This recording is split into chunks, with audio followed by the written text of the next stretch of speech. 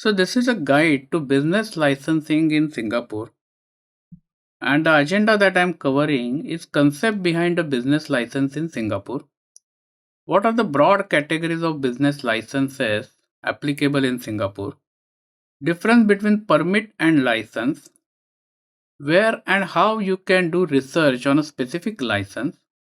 Can licenses or can licensed businesses be operated completely from overseas? Because many companies from overseas operate businesses in Singapore, and if licensing is applicable to them, what's the situation? Preconditions to apply a license. So we will see a sample license and what kind of preconditions are there. Typical timeline when license is to be applied, and are licenses applicable even if you are not providing any services in Singapore? So let's start. And the first question is the concept behind a business license in Singapore. So majority of the businesses can be run without a business license in Singapore. So once you have incorporated the company, you can start the activities, and this is applicable for majority of the businesses. However, there are certain businesses that need more performance commitment, higher quality, higher morality, or maybe more experience of the team behind that company. So government authorities have identified these kind of sectors, and these kind of businesses need to apply a special business license in Singapore. So I'll give you some examples. For example, if you are running a telecom business, then in telecom business where you provide telephone services, reliability is more important. For example, you provide telephone service, but your service is not operational for few hours a day. Then in that case, it's going to be a problem. Telephone is considered to be an essential service. Similarly, if there is a need for some emergency call, the person who is having telephone is experiencing heart attack or something like that, and if your phone cannot provide connectivity at that point of time, then that can be an issue. Similarly, if you operate a recruitment business, then in recruitment business, commitment and morality is important. For example, if you deal with foreign workers and bring them to Singapore on a regular basis, and as you know, these foreign workers typically tend to have lower education and lower income potential. So they are more prone to exploitation. So there are cases where recruitment businesses or people might have made false promises to them, taken money from them, and then vanish. So in these circumstances, recruitment business monitoring becomes important. Similarly, if you are in a restaurant business, then the quality of food and the cleanliness of the premises is very important. So as you can see, there are sectors of business which require this kind of monitoring or higher quality parameters imposition, and that is where the business license comes into picture. So moving on to the next slide, then I'm going to show you common sectors in Singapore which are subject to licensing. So I've summarized this on 3 slides. I'm not going to read everything. If you want, you can pause this for a moment and go through this list. So this is the first slide. This is the second slide, which is covering service sectors and money and finance. And this is the third slide, which covers healthcare and any other businesses. So if your business is in any of these sectors, then you should definitely check the license applicability for your business. So moving on to the next slide, then, what does it mean that I need to get a license? So when your sector, the business sector you operate in, is subject to licensing, that means you cannot conduct that business unless the license is issued by a relevant government authority. You will have to approach the relevant authority for the license purpose, and the authority may put additional conditions for giving the license. So you have incorporated the company, and company incorporation requires basic thing: a shareholder, director, secretary, address, and so on. But in this case, because a license is required, authorities may say that additionally you need to comply with following conditions. And for example, those conditions can be about minimum capital that you must bring in into this business, It might relate to the qualification of a key person, key director of the company. In some cases, authorities may ask for a security deposit, or there can be any other condition. For example, in case of travel agency license, there is a condition that you must have a commercial business premises, a commercial shop from where you are operating. So what I'm going to do now, I'm going to show you one sample license which is issued by Ministry of Manpower, Singapore. So as you can see, this is a license to operate an employment agency. And I have covered the license number, licensee and business registration number. So this particular license is allowing, it is giving a comprehensive license for this licensee to operate an employment agency. And if I scroll down, then from here the licensing conditions start.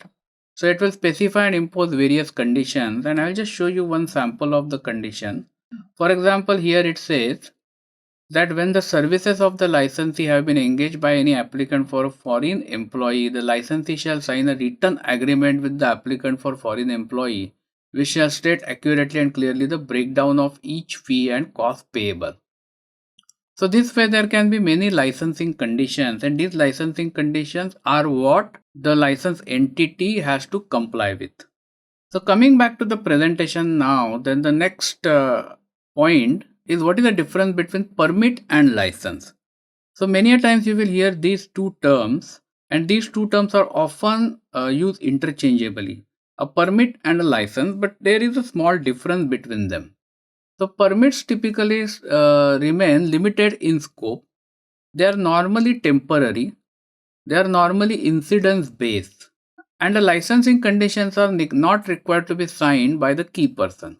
For example, if you are importing alcohol products, maybe a shipment of wine in Singapore, then the permit will be issued for that import by Agri and Veterinary Authority of Singapore, and it is only for that specific shipment. So it is limited in scope specifically for that incidence, and there are no licensing conditions or something like that about it. Whereas license typically tend to be wider in scope. Normally they are for a longer term, like 1 year or more. They are for the entire organization, and it is for their entire business. And because of this, licensing condition needs to be signed by the key person. So let's take case of recruitment business. So when recruitment license is issued, it is issued for the 3 years, and the key appointed holder has to sign the licensing conditions. So this is a bit of a difference. So normally licenses tend to be much bigger in scope and for a longer period. Moving on to the next slide then, where and how to research licenses. So this is one of the important point. So you have incorporated the company and you are not sure whether that company is subject to licensing. Obviously you can ask us, and we normally know various sectors very well. But let's presume that you have not even incorporated the company. You are a foreigner and you want to find it out whether the proposed activity requires licensing or not. So I will demo you how to find this out. I am on Google, and in Google search for Go License. So Go License is the website, Go Business License. The first search result is Go Business License. Previously it used to be called as License 1. So this is the portal by Government of Singapore in which you can research the licenses and also apply for the licenses online. So I'm going to select for other businesses. If you are into food services, then you can specifically use this guided journey. But let me select this other businesses. And you will be able to search for licenses either based on keyword or government agency or by business intent. Now when you do this research, I will suggest you to do it from all the three types, because sometimes some licenses may not be captured by a specific keyword, but maybe that government agency might be able to tell you. For example, I will put a keyword that I want to do telecom business or telephone business. And if I search, then it is going to show me various telephone related licenses. But then it is only showing me telephone wiring contractor, installer and so on. It is not showing me the license to operate a telecom business. So I can go to government agency then, and I know that telecom authority is IMDA. So on this page you will find many government authorities over here.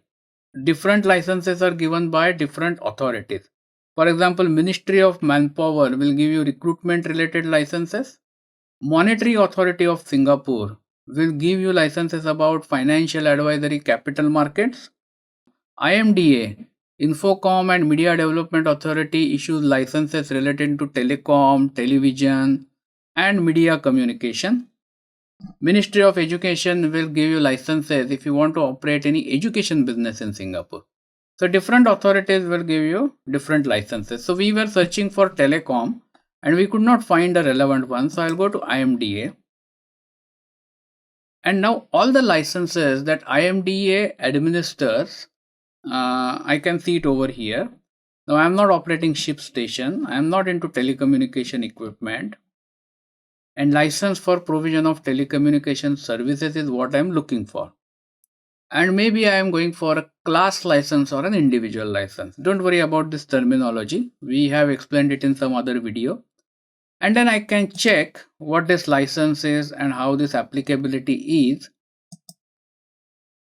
And then I can add it for my selection, and then I can log in using my corporate pass and start applying this license. And the third way to search is by business intent. So let's say I type here VoIP. I'm providing VoIP services. So only one result was provided, provide VoIP services. And then it will kind of have a guided journey. So I intend to provide VoIP services and position myself as a service provider. So now it will tell me the two relevant licenses. So this is an excellent source for researching your licenses.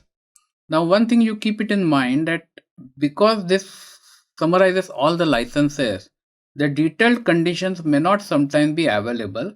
So in that circumstances, you will have to select that specific license and then search it on. So this is IMDA. So I'm just going to add word IMDA and search it for IMDA.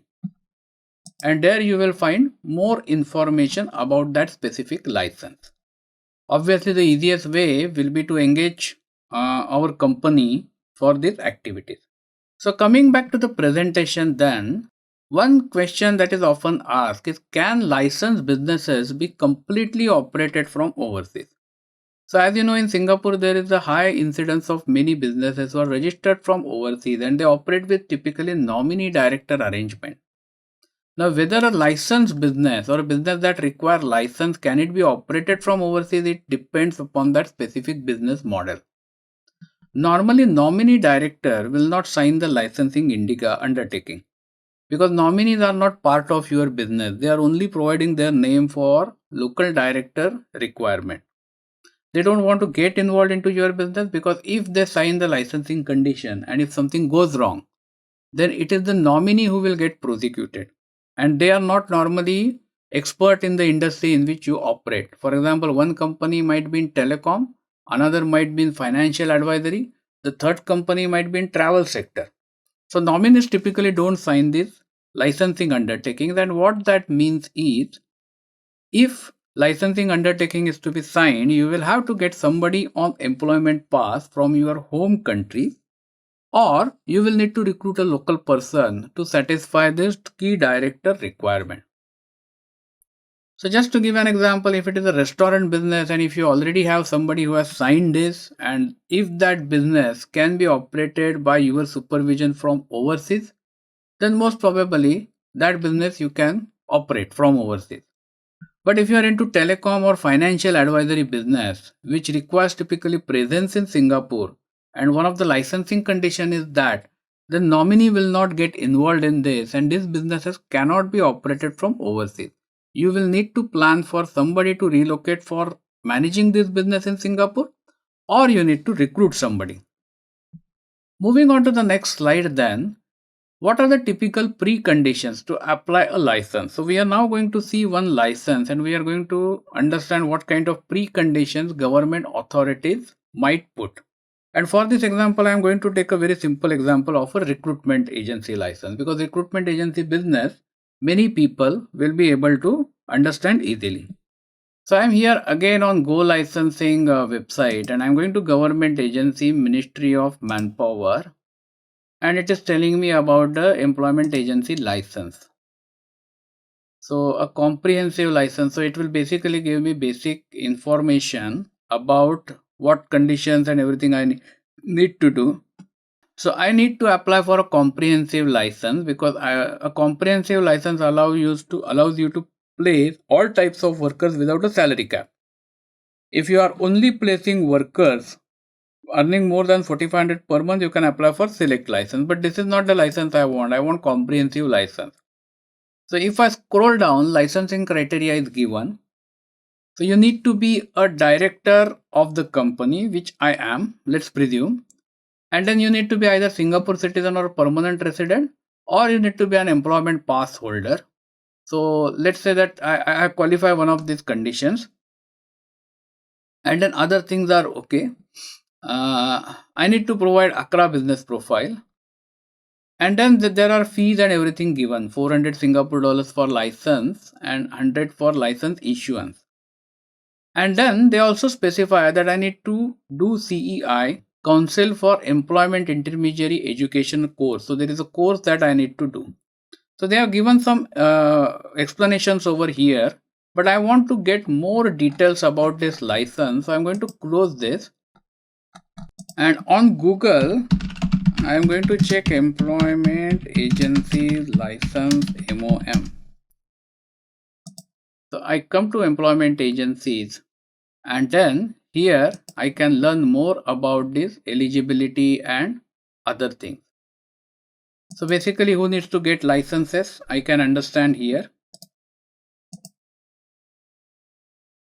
There is a requirement to have a security bond, and it says that since I am getting a comprehensive license, all comprehensive licenses for first year of operations, I need to put $60,000 by way of deposit.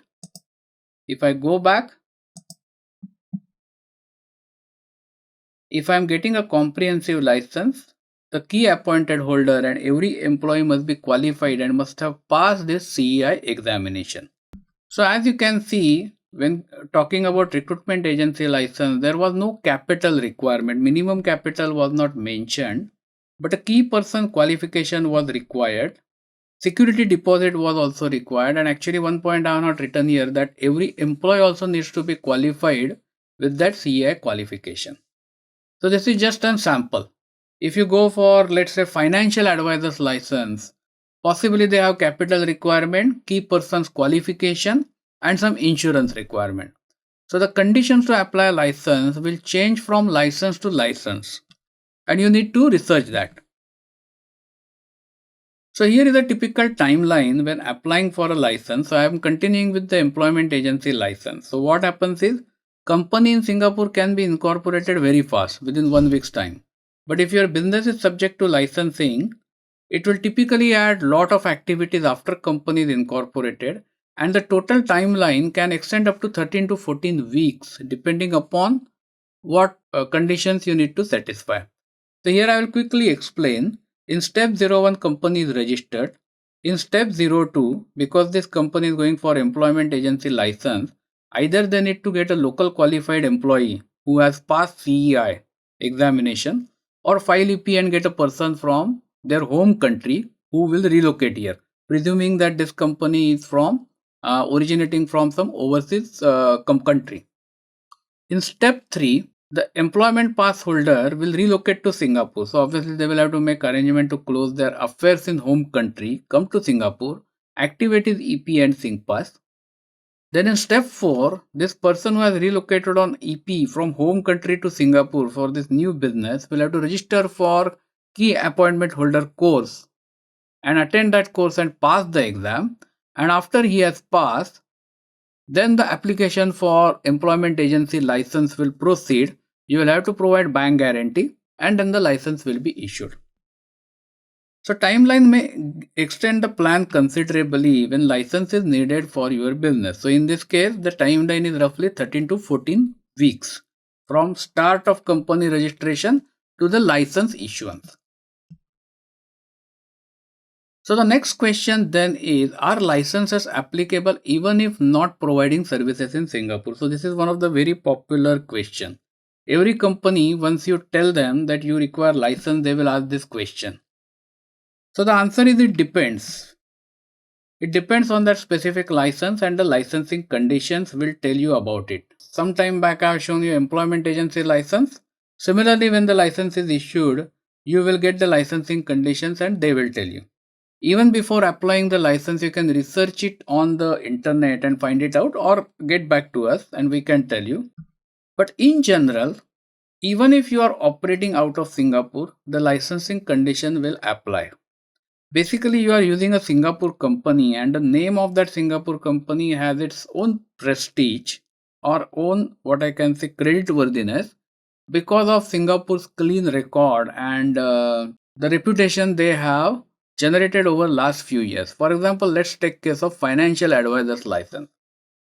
Now, there are many times people want to start some kind of advisory services, and they say that we are going to operate only in Thailand and Malaysia and other countries. But at that point of time, you are saying that the advice is being given from a Singapore company. And people who are receiving advice, they are going to say that, oh, it's a Singapore company. That means the advice should be genuine and properly researched. So since you are using name of Singapore company, even if you are providing these services not in Singapore but only outside, the license will need to be obtained and licensing conditions will have to be satisfied or complied with. So that is the overview and the gist of business activity licensing in Singapore. I hope the overall process and the principles are clear to you. We have many other videos on specific licenses, so do check those. Thank you for watching this video. This video was brought to you by Epica Consulting Singapore. Subscribe to our channel today to get notified when new videos are posted.